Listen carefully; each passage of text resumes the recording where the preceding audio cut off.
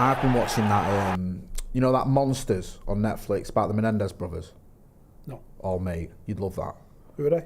Right. No, they are. Who are they?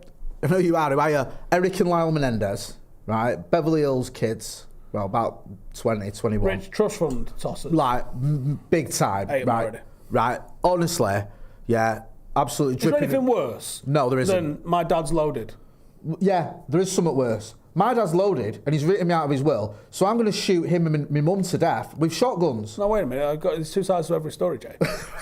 That's the thing. There actually is in this. All right. They actually both side the story, because that's what they did for their defence. Their first trial was a hung jury. It was a mistrial. It was, we can't decide whether shooting your mum and dad with these shotguns was bad. We'll give it another go. And the second jury was like, we decided it is bad and you shouldn't have done it. It's a ballsy call to go. If you're the lawyer for them, right, you stand up and you go, right, 2 kids written out of the will. You shoot them. Yeah. Open and shut case, right? Well, sit back because I've got a story for you. That's what she does. Isn't it? That's literally what the lawyer goes. Right, fuck this off. I'm going home. Yeah. Go watch it. Yeah, she goes, there's 2 sides to this story, and I think you're the victims. And they're like, oh yeah, we are. Oh, he was horrible. He did all sorts to us. We actually thought he was going to kill us.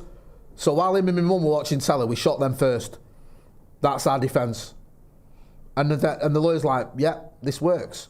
She might have actually steered him towards that. The jury couldn't decide. Then it went to a retrial, and the jury was like, no, this is bollocks. And they went to... They didn't get the death penalty, though. They got life imprisonment. And don't you think this is outrageous in America? I know you know about this anyway, but the fact that you can be lifed off and give a TV interview... Like, you can be in prison for murder and go on 60 Minutes. Yeah, didn't they do it a lot? Who was the... Like, Charles Manson's done it. These 2 fuckers have done it. Even her. There's loads I can think of off the top. Who's the... I'm going to be... Sharon Osbourne. No, the one who was Robert Maxwell's daughter, who was mates with Epstein. Oh, Ghislaine. Yeah, her. She's doing his TV interviews. Is she? Yeah. Has she not been Epsteined off yet? No, she's still in prison. I think she's like getting it all out there. Just say, don't kill me. I feel great. Yeah. I'm not depressed at all. I'm fine. If anything happens to me, it's very suspicious. Wow. So yeah, it's really good though. I love it. They have cameras in courtrooms. It is a bit weird. I think it's a bit weird that we have to have a guy that draws. It is. It's a bit shit, that, isn't it? Oh, you can't have a photo. Yeah. What about pastel colours? That's all right. I remember once being in court. I've got like a 12-pack of Crayola. Can that do? I remember once being in court with a reporter. And when you used to do court reporting, like, they give you certain sheets with like info on or whatever. And she took a photo of it, this reporter. And like, everyone was like, you can end up in jail for that. Like, you can't do that. Like, you can't. That's nuts, isn't it? Because it's just fancy note taking. Yeah, but like, you can't take a photo in the court, especially a photo of something like that. Like, you can get, like, technically, you could end You up might in get prison. worse than he gets. Yeah. Everyone just sort of went, when she did it, I was like, don't do that. Do you? Mm. What's his name? Can you tell us, or is it a secret? I'd rather not put it out on air. Okay. But you got away with murder. It's not a nice story. Yeah, okay. Well, there's obviously a murder involved, yeah. but there's also a lot of child sexual abuse involved. Right. And this gent was abused as a kid. Right. And covered it up by being an absolute fucking behemoth of a unit and a bodybuilder. Right. Because it all manifests in weird ways, doesn't it? Yeah, yeah. I mean, this guy was just fucking Superman looking fucker. Right. And he bumped into someone.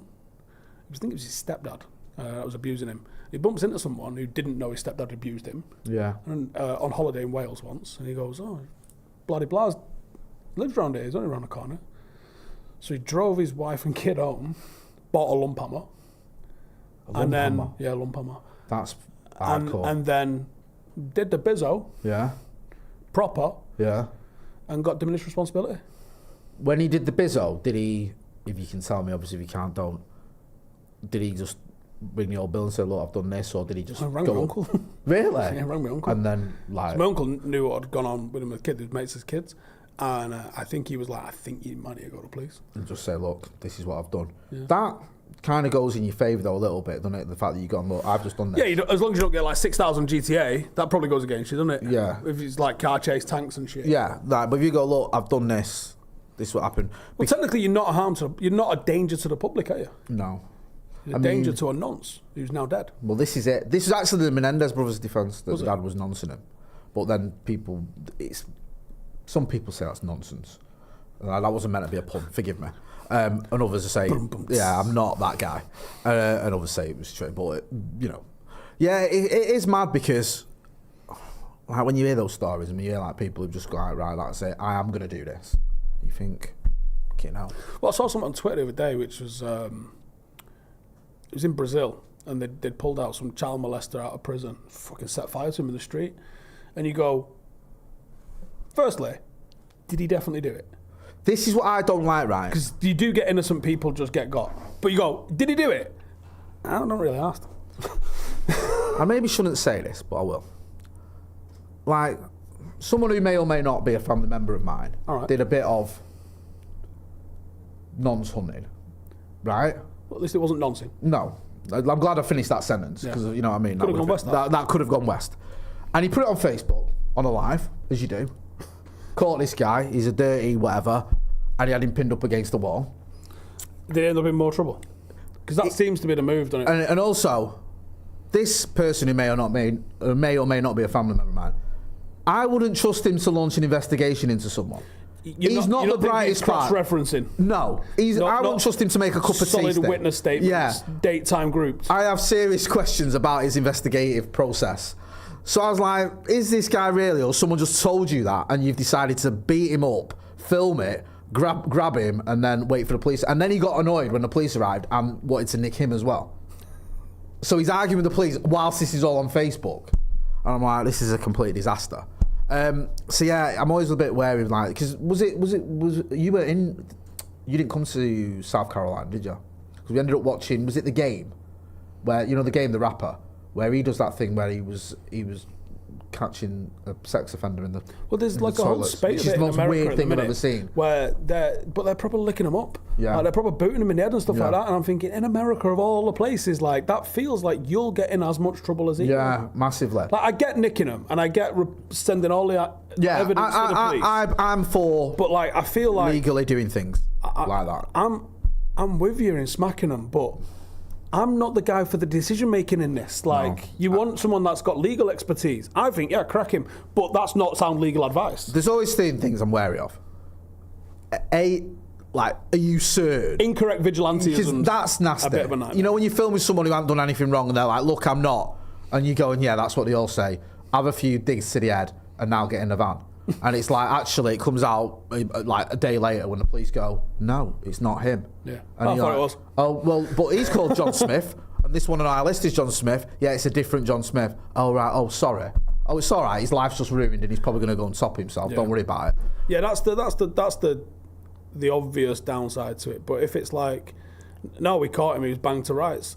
Listen, if my fucking dog bit you, or a bit a kid, that'd get destroyed. Yeah. Just saying. That's what I mean. It's like... I like dogs. I know. So, the Menendez one. Watch it. You'll like it. Okay. Monsters. Because it was a follow-up... I don't know if I asked you this. Forgive me, my memory's shocking. Did you watch the Dahmer one that was on Netflix? The Jeffrey Dahmer one that everyone watched? The series? Yeah. Yeah, it wasn't a documentary. No, it was a series. Drama. It's a follow-up to that. So that was called Monster. Right. This is like Monsters. And it's the same people. Like Monsters University? Yeah, exactly. Very similar. Just, you know what I mean? So, in fact, next time you're going to sit down with, your kid and watch Monsters University, stick this on instead. Same thing. Do you need a kid to watch Monsters, Inc.? Didn't know that was a rule. Like. Mate, I had a nightmare last night because my lad was going to an open evening, for a school to look around schools. And he was going to one in Earlham and one in Urmston or Flixton. So I couldn't make the one in Earlham. So I said I'll meet him and his mum and his sister at the one in Flixton, Wellacre. And I got there early, I got there before them. So I was walking around this open night without the kids with me. Not great. Do you know what I mean? Bit weird. Especially when people, I'm from that area and I went to school in that area. So people know me and people know what's the channel. And it's like, all right, are you here with? I'm just waiting for someone. All right, yeah, okay. Bit awkward, bit awksty. But yeah, Monsters is worth watching. And also, I'm proud of you because you started watching Rebel Ridge, haven't you? Halfway through. The one I told you about. feels like there's no justice. I know it's a drama, like, but it feels like there's no fucking justice in a lot of them gaffs in America where they can just fucking rinse you. Like, I know. It's pretty good though. Yeah. So far, I'm in it. Yeah, good. Keeping you engrossed. That's what I like to say. And just finally, on the film and watching front, Dead Man's Shoes.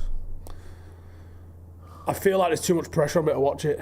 I also feel like you don't like this whole thing of you don't like being pressured into doing things you don't want to do. Trust me, right? You'll love it. I've also been told that it's me. Yeah. Yeah. Oh yeah. But I don't know what that means. Yeah. So now I don't want to watch it. No. Yeah. There's a few similarities between you and the main character in terms of, attitude, life experience, background. Yeah. What you'd probably do in this situation. Yeah, actually, from our conversations, there's a lot of similarities. From our conversations, we will definitely not be having on camera. Phobos Saccoman says, did you watch the Vince McMahon documentary? I want to watch that. That's on Netflix as well. You're not into that, you?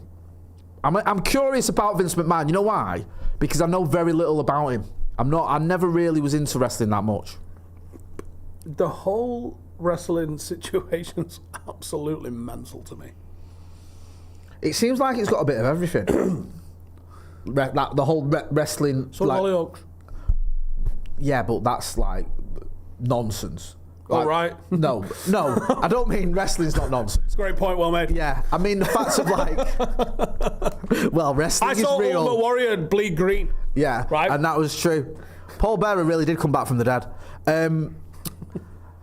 No, like like the backgrounds to it all, like what happened. Load of them are on drugs. Some of them like. Oh, they're not because they get drug tested, so they're definitely not. Oh right, sorry, they're not. Like some of the fallout. Not to be that big and that like hot dog looking. Yeah, like it seems like a very weird world. Manchester Maverick says Eccles' version of Dog the Bounty Hunter is he, Jay? We haven't got one in Eccles. The person I was talking to about was from somewhere else. Bounty Hunter's a mad gaff, innit? Like, and that's so American, it's so capitalist. Right, you explain this to me. How does this work with bounty hunting? Are you just like licensed to go? Because I've seen Midnight Run a few times, and I sort of get the idea of. I think so. The old Bill go, if you go and get him for us, you can get 20 grand, innit? Yeah. Like, imagine if they had that over here. That'd be mint. Well, it wouldn't be mint for me because I would never go and do it. But like, bit of cash in it. Cash, like if you were skin. I know. Well, the thing is in America as well, you can cut about armed. Whereas what have you got in England? Yeah, that's strongly worded tweet. Like, I remember there was a guy when I used to work in radio who was wanted. There was not a bounty, but there was a reward out for him, and he rang up the station. And it was funny because the presenter didn't know who he was, and he rang up the station, moaning that we were reporting on the facts of what he'd done and the facts he was wanted, and then was like. There was a geezer that was on the run from like Essex Police, and he was commenting on the Essex Police photos of him on Facebook, going, "You're not going to find me." Really? Did they find him? I have no idea. They probably fucking hilarious though. I'm almost tempted. If I had more time in the day, I would be so tempted to take the screenshot of the guy that's on the wanted poster, make an account and reply to it. That'd be cool. Yeah, that'd be good. That wouldn't it? Sommy Boy says, I know you lads like a mockumentary, as you quote The Office often. You have to watch This Country if you haven't. It's my new favourite. I actually have watched This Country, and it's very, very funny. It is good. I like it. Andy James says they're not on drugs, just like the City players. Nice, I like that. What's this? Yeah, someone talking about the P. Diddy situation. Have you seen much of that? Have you got into that? A little bit, yeah. Me and Ben spoke about it earlier a little bit. It doesn't. Do you know what? It's not gripping me, that one. Well, it almost feels like the tidal wave of evidence and like people coming out to sort of like nail him to the post. It feels like it was his card was pulled. It feels like someone went, yeah, it's his turn now. Like, where's all this been for 30 years? Like, I don't get how people can sit on all this info about someone for 30 years and then decide on a Tuesday that they're just going to whip it all out, pause, and then just hammer him. Because I know they build a case, but you don't build a case for decades. You wouldn't have thought so. No, like, you build a case for, like, a year or whatever. And also, like, I don't know the full situations of things that he's been charged with. If he's a bit of a fucking creep and he's like, he's doing this, that, and the other, when did the FBI get involved? Yeah. To raid his house? Do you know what I mean? Yeah, it is mad. Like, and all the stories about dildos and baby oil and all that is just insane. Well, like I said, what, 784 dildos? At what point are you going, probably need another couple of dildos, like? Yeah. How many have we got? 780? No. Fucking rookie numbers. And come are on. they all fresh, or are some of them recycled? That's a good point, that. I mean... A gentleman would, keep them... But did you hear the excuse for all the baby oil? Was that he lived near Costco, so he bought in bulk? Listen, I don't mind buying in bulk sometimes. I get like a dozen of things. At what point is 1,000 you go, I'll be all right for a couple of weeks? Like, 1,000, like, what could I, if I told you, at home I've got 1,000 earbuds, Jay, you'd be like, that's a fucking lot of earbuds. You started me off on all this, though, because I remember when I first started living Brew with you, and your favourite show was Doomsday Preppers. And you used to tell me about all these Doomsday Preppers. Fucking Preppers. lunatics. And I remember, right? And you know what I loved about Doomsday Preppers? Is it how bad they are? Right. It's the British ones, right? It's not the American ones where they've got like full nuclear bunkers. Yeah. It's guys in like Marple that have lost their fucking minds and got a caravan and 4 tins of beans. Like, the best bit about the British ones is how shit they are. The American ones are like, I've built this village on my farm. And now I've got like 4 or 5 tanks and mines on my driveway. Do you remember the one on the American one where he blew up his mate by accident? Because he's got that many bombs everywhere. He did say sorry, though. Yeah, he did say sorry. I just blew up my mate. He's all right. He's only lost a limb. Like, it's like, what? You are actually prepared for a real war. Like, you're not messing about. See, that's the good bit about how fucking turbo mental America is, isn't it? Yeah. Like, if you go, I'm buying a tank and it's for home defence. And they go, you can do that. Yeah. That's like, okay, no worries. Like, going back to that Menendez thing. Like Ben said earlier, you're not collecting rainwater, are you? That's fucking blast his door off. Fucking maniac, collecting rainwater. The on the Menendez thing, when they were like trying to get a gun, they get a gun with like a fake ID. They get the shotguns with fake ID, and apparently that bit was real. Like, and it's like, to buy a gun, you just need an ID. And it was in San Diego as well where they got it. It's mad, that. Do you know what I mean? Like, you just go out and get a gun, and they've got a fake ID as well. And it's like, yeah, not a drama. But no, I remember when you sold me on that Doomsday Preppers. You know what I loved about Doomsday Preppers stuff? You got me onto as well. This was before the pandemic, and none of them were preparing for a pandemic. No, one of my best things is as you start to watch them, try and figure out what they're preparing for. Yeah. And then it's so left field what some of them are prepared. Some of them is like specific. Zombies, isn't it? That's a real one. There's like people that are like, the zombie apocalypse is going to happen. There's like, right, okay. Aliens and stuff. There's just all sorts. Yeah. Like nuclear war. Nuclear war's a big one. If it's a nuclear war, I'd like it to hit me in the forehead, right? I don't want to be around for that shit. You know what I mean? I'd like to be ground zero. If you survive that, thank you, please. You're not living your best life. Surviving that, where you're gonna be ill as fuck. You're gonna be dying gradually. Everyone you know's dead. And like these people that have like fucking post-apocalyptic fantasies. You're not well. No. Because like, hey Jay, do you want to be dead good? Everyone you know's dead. Yeah. Everyone you know's dead, right? So you're just constantly grieving. You're ill. You're probably like, you know what I mean, your stomach's gone to shit and you can't eat anything and you're probably dying in about a week anyway. We live in a city, right? Yeah. There's probably like 2 or 3 days worth of food in the city. Yeah. So after 2 or 3 days, when the bread man ain't coming with a Warburton's toasty, what we going to eat? Oh, you got a tin of beans. Cool. That lasts you till a week on Friday when you've had all your tins of beans. Now what have you got? Now you're eating cold. There's probably no fucking heat as well. Imagine, I suppose you can always start fires or whatever. So you're making fires to sort of heat your tin of beans. Mourning the death of everyone you love. Just waiting to die as your teeth fall out. Yeah, and you get any kind of illness whatsoever. Anything that normally just needs like a 2-week course of antibiotics, you're dead because you ain't got them. No amoxicillin around here, are kid. Like, you're just fucked. Yeah, we'd be all right, actually. If there's a nuclear war, we're in Manchester, it's a built-up area, it's got a big industrial site, we're probably getting blown to smithereens. I'll take it right on the FOD. Yeah, that's not a drama. I'd rather be there than just survive for a few weeks mourning everyone that's gone. Listen, do you want your grooming routine, to be a one and done deal? You do, I do. Well, thankfully, Manscaped have got you covered because using the code Paddock24, you can get the beard and balls bundle, So you get the lawnmower 5.0 Ultra to do your nether regions, do below the waist grooming with all that. Manscaped have absolutely smashed it out of the park with that. And you can get the beard hedger as well for your beard. So whether you've got a beard like him or one like me that's non-existent, they've got 20 length options on it. Yeah, so it's got you covered no matter what. Plus, it's got titanium coated steel T-blades. So 20 length options. That's midnight, innit? Mate, that is like an absolute dream hen night.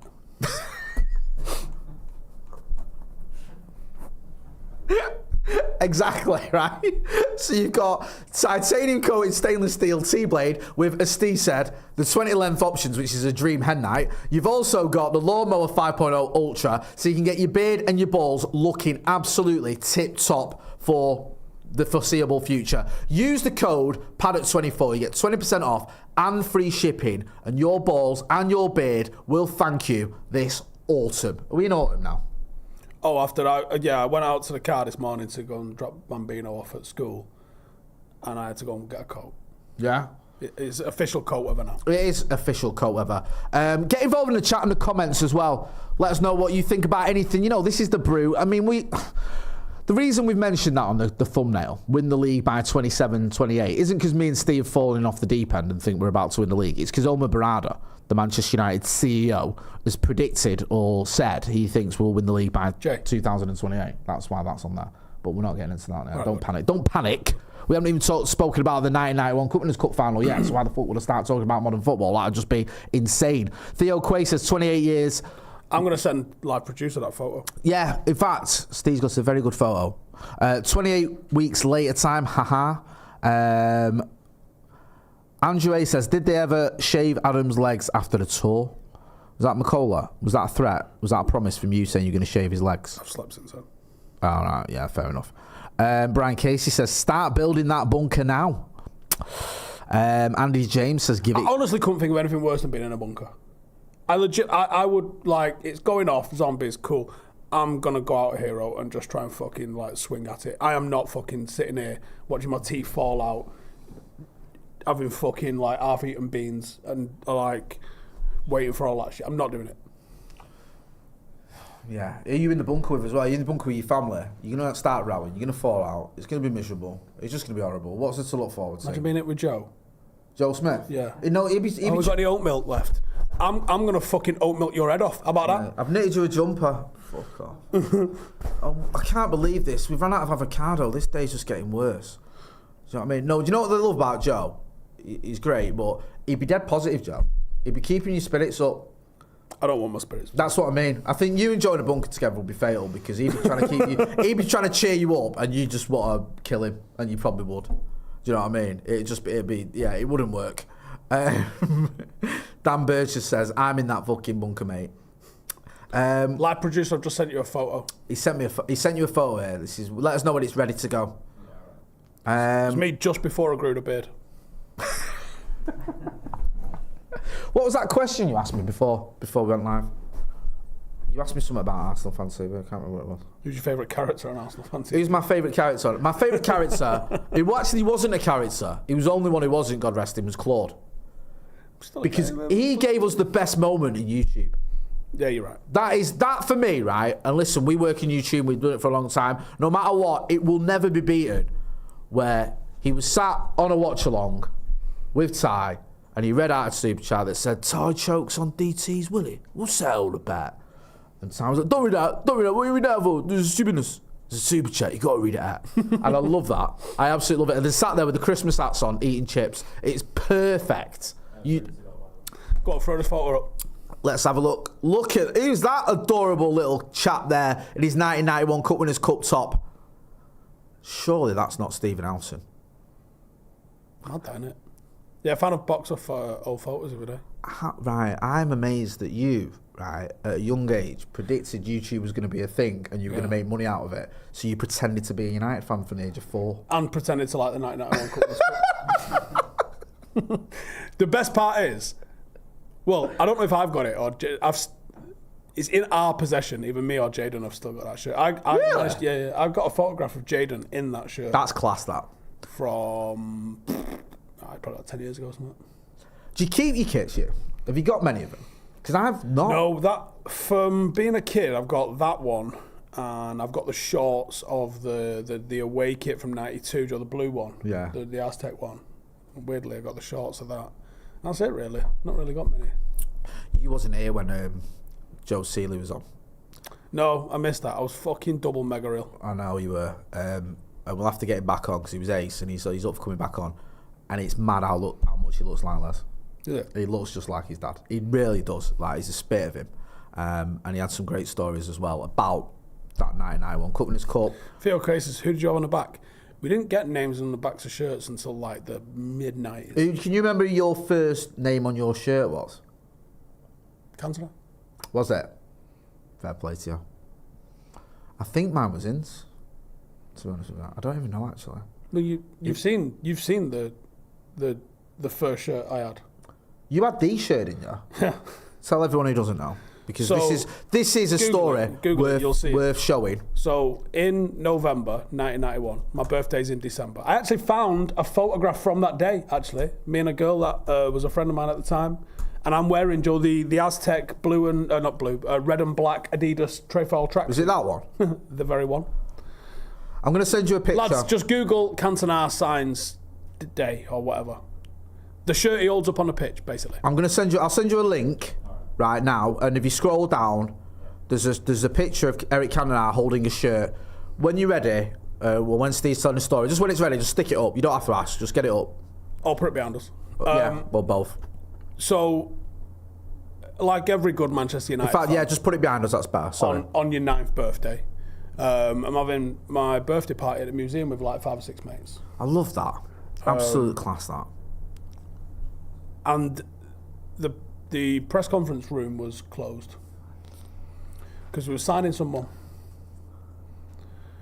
So we couldn't do the full tour because, as you may or may not know, you kind of need to go through the press conference room to get kind of back to the start of the museum tour. So they came and apologised, and they was like, sorry, you can't do the full tour today because we've literally just signed someone. I mean, you could sign people in like last week in November. Mad, that, yeah. That is crazy. For you always forget times, that. Different times. Yeah. So we did a tour.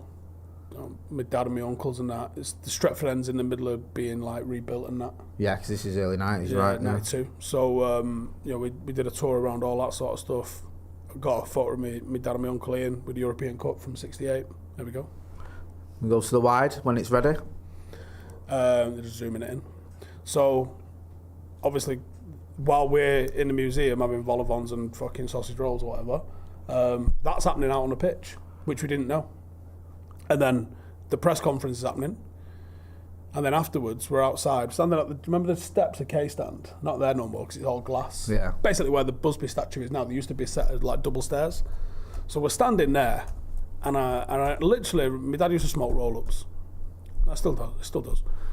My dad's come over to us, like, he's got the shirt folded up in his arm. We're just literally about to leave. And he's got his fucking cig in his mouth, and he's like, yeah, good on.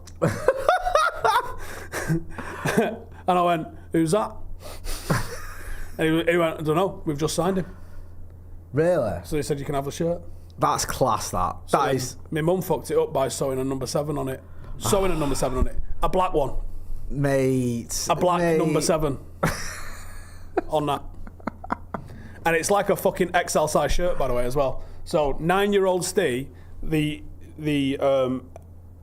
sleeve on it, which is it's a short sleeve shirt that he's holding up, was past my fucking wrist when I put it on. That's class, that. That is... that. She spoke to by sewing a black 7 on it. Yeah, absolutely. And do you know what? My mum thinks she's done a fucking solid because it's number 7. She's like, I've sewn you a number on it, number 7. Oh, sweet. Oh, no.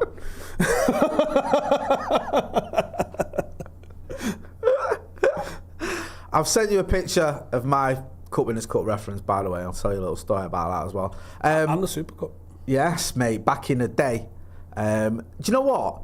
I miss United in the early 90s, right? Because stuff like that, going on a tour and getting the shirt of a new signing, like, that's never going to happen now. You're not going to be anywhere near that, because also you'd have been on your phone, you'd have messaged, you'd have said, oh, look, United have just done this, you broke the story, it'd be on the internet. So you're not getting anywhere near that. Me and you always talk about the cliff. You're not, I mean, I know you can still get photos of the trophy. This is me and our kid with the Cup Winners' Cup and the Super Cup. There you go. That wasn't the tracksuit I was wearing for the thingy. I'll bring the photo in because it's basically the same batch of photos. Yeah. It's the red. They re-released it. I think they re-released that one actually. I think they have actually. Yeah. It's the one where it's like. That is on See, there. that's like a shell suit type material, isn't it? Mine's the more tracksuit sort of material. Okay. But it's like that red and black Aztec shit going on with sharp across the back. Mate. Fucking class. Mate, I love those kits. Adidas actually have smashed down there. They have actually got their act together. And do you know what? The thing is about United in the early 90s, it was fucking tin pot, if we're being real. Go on. It was before the glitz and the glamour came in. And even when they tried the glitz and the glamour with Sky TV coming in and fucking Simply the Best and all that bullshit, like, it was still tin pot. It was proper tin pot. I mean, look at fucking Knighton doing kick-ups and that on the pitch. What's that about? It's tin pot as That's fuck. like me and you saying we're going to buy United, can you have a go on the pitch? And they're going, yeah, right, then go on. It's tin pot Like, as fuck. it is mental. Like, So, and you think, just the way the place was run, the fact that you could wag school and go and fucking watch Manchester United train. Do you know when we first went to the Cliff, bro? My mate nicked Mark Hughes' trackies. He nicked them. We were sat on the pitch, on the grass, watching United train, and there was some kits there, and he edged towards them, sat there, grabbed one, like grabbed some trackies, and then walked off with him, and it was Mark Hughes' tracksuit bottoms. Like, and then we were in the car park getting autographs and photos. I remember getting a Kodak, you know, one of them disposables, and I got some photos with the players, and it was like, I remember Paul Ince was my hero, and I'll never forget the first time I met him, he had his keys in his mouth, his car keys, and I was asking for an autograph, and he just went 1 minute, and then he had a load of stuff in his hand, and he just passed me all this stuff that I held whilst he signed autographs like I was his assistant, and I loved it, obviously. Imagine that now. It was so, and the thing is, there was a connection then, and the last time I think I remember going to the Cliff was summer '98, and David Beckham is like the most famous man, the most infamous man on the fucking face of the earth. Every fucker's got an opinion on him, but there's no extra security. No. Just some fucking toe-rag 14-year-olds allowed to go watch him. And that's another thing as well, like, you go to the Cliff and there would be like, you lot from Drosden, us lot from Pints and Salford's there. Like, just loads of chavs. yeah, just like 20, Basically. 30 kids. Yeah. A couple of old fellas. Yeah. Because they've got fuck all else to do. Yeah. And by the way, that's lost. I think it's in Matt Dickinson's book, actually, where he says I need to read that. Fergie used to go and talk about his team. There's like a couple of blokes that had watched United pre-Busby Babes, and he invited them in to watch training and stand on the sideline with him while watching training. We were all behind that blue tow rope. Yeah.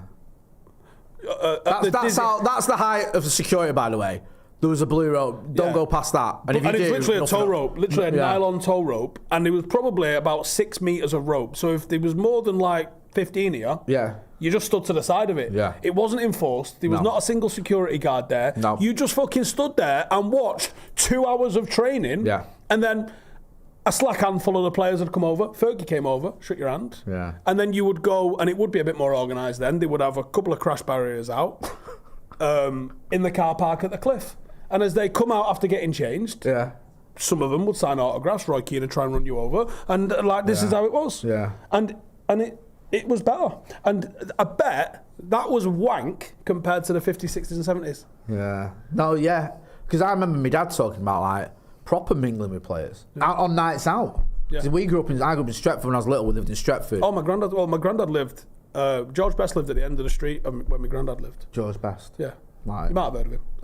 I think he was pretty good at football and that. He scored a few goals. But he was just some normal fucking kid living in Charlton. Was it like when he lived in Diggs? Well, that's where he was. Yeah, we had the stories of Diggs. I think once he moved out, he had £1 million gaff. Can you imagine a footballer right now being in the first team for Manchester United and sharing a house with 12 other people? Possibly in a bunk bed. Yeah, Lee Sharp, he did it when he was in Diggs and it was they were fighting over toast and bread and stuff because it was that many of them. And it's and he was playing for United because he played for United from 17 onwards. It was all right, United. At other clubs, you got nonced. Yeah, that's what I mean. It's insane how it was back then. But you know them old fans you were talking about? There was a couple of them that had always been that Fergie loved and that had always been let into training. And Fergie, when I went to his Q&A for his book, we did with I think it was it might have been Leading actually, his latest one. And he spoke about the last time we won the title in 2013. There was one of the fans who'd been there, who was 80 odd, been there, going there from the Busby era and all that. Fergie let him to train, and he said he came round, he shook everyone's hand, like all the players' hands, and he went home that night and he passed away. It was mad, that, innit? It's just like he sort of was at peace because like United had reached 20 times, whatever. It was crazy. But yeah, like you used to have that sort of connection now.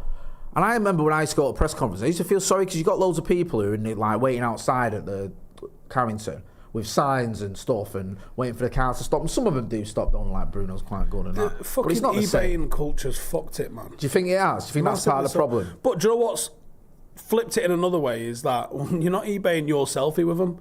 So like autographs kind of went away, and the only people that are mithering really, and there's probably still some people want some stuff signed, but I think it feels like the vast majority of people getting stuff signed is to flog, whereas the selfie, so it's only for you.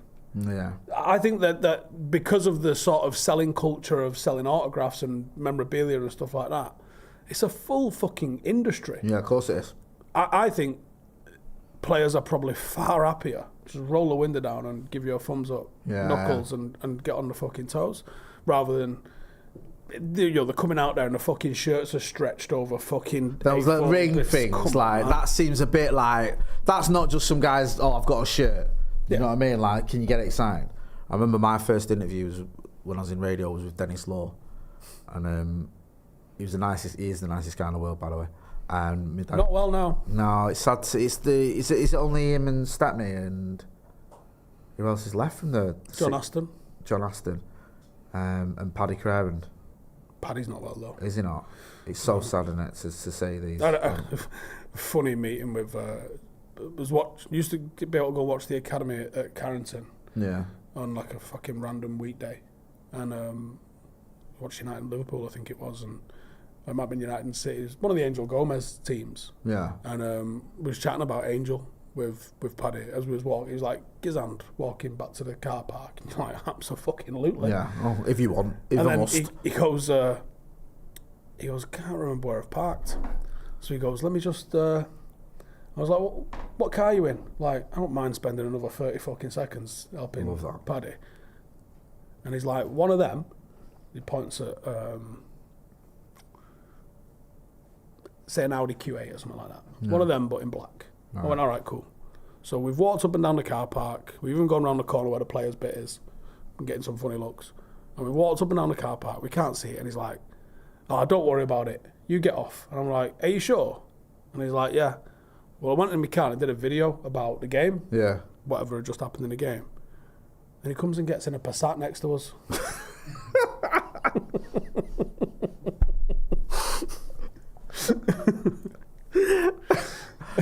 Yeah, nice one, Paddy. Cheers. Jay, it wasn't even black. But like green or blue or something. Not that you'd have been arsed, though. No. It's any opportunity like that to hang out. Like, do you still get that? Stepney's the fucking nicest gentleman. Oh my right. Me and Ste and Macca and Joe were in Vegas, and we got asked to do this thing when it was like this convention. Do you remember? And it was like, can you do a Q&A with David May, Brian Robson, Chocky, and Alex Stepney, and forgive me, I think I'm missing someone as well. So you, Macca, did the Robbo one, and me and Joe did the Alex Stepney. It was Alex Stepney, David May. Oh, was this in Vegas? Yeah, in Vegas we did the convention, remember?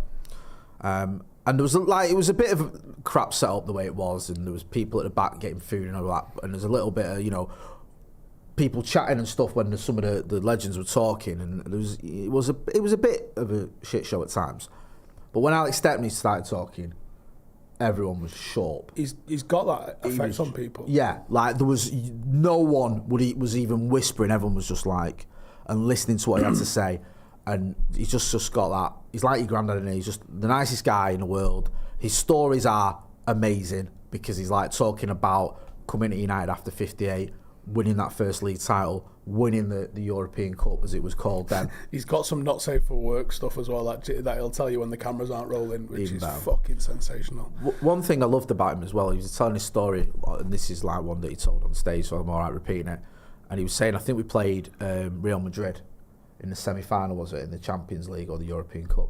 And he said, Real Madrid had this player, and he was amazing, and we were really worried about him. And he said, but in the first half, Nobby Styles chinned him. And then that kept him quiet.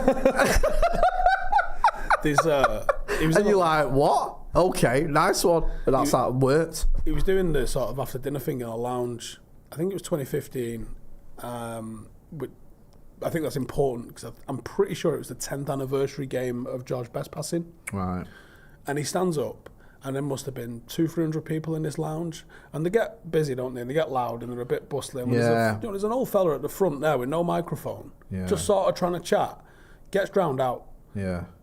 And this place just fell completely fucking silent. And mate, I was nearly in tears. Really? Because he was like, George Best sort of transcended football. He became this sort of brand and this, that, and the other. And he was like, but he was just my mate George. And you're like, who's got the onions? Yeah. Is it me in here? Is it a bit dusty? Get something in my eye. And he just spoke real fucking nice about the bloke. Yeah. Not what he did on the football pitch, not his fucking banging, just the bloke, the guy that would, ask him what's going on, the guy that helped him fucking settle, just the bloke, and it was brilliant. And then he's got some sensational stories about, they went to Anfield once, he clocked, was it Ray Clemence at the time was in net? Keeper, yeah.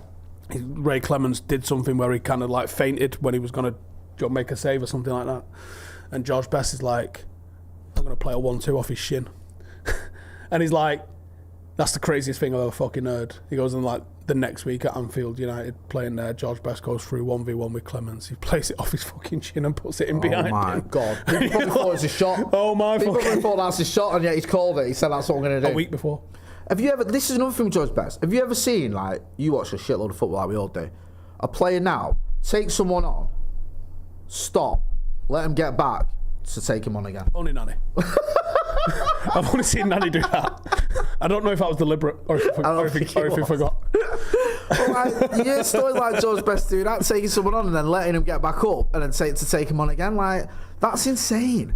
It was a different time on so many fucking levels. But he's got some, like, Stepney's fucking absolutely ledge. He is ledge, and every sense of the word.